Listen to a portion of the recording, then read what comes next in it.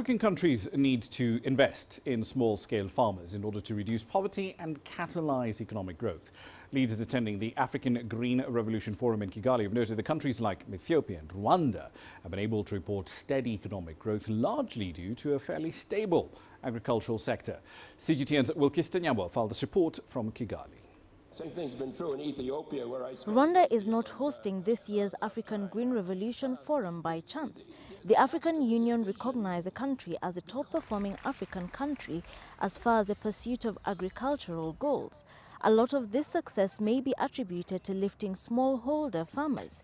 Instead, the continent spends tens of billions of dollars on food imports annually. The question now that we have been asked for the next 4 days is how do we make sure that the businesses of the smallholder farmers that are producing 80% of our food get to be fully integrated into the whole ecosystem.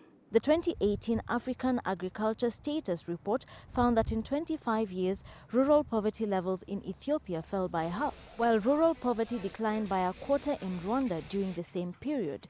In both countries, political goodwill was a vital element in effecting change, shining a beacon to other African countries. So with a bank of technologies, with significant interest in putting resources on the table, what is missing?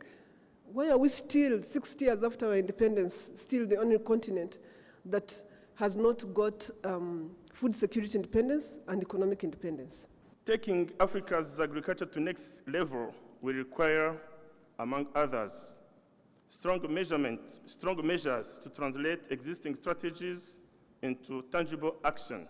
On the first day of the 4-day summit, delegates also observed a minute of silence in honor of Agra founder Kofi Annan, who was slated to attend the conference before his demise.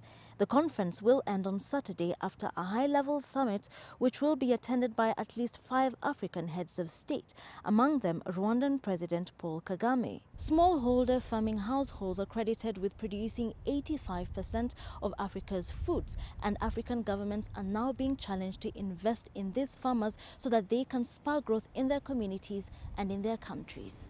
Wil-kis-ta Nyab-wa, CGTN in Kigali, Rwanda.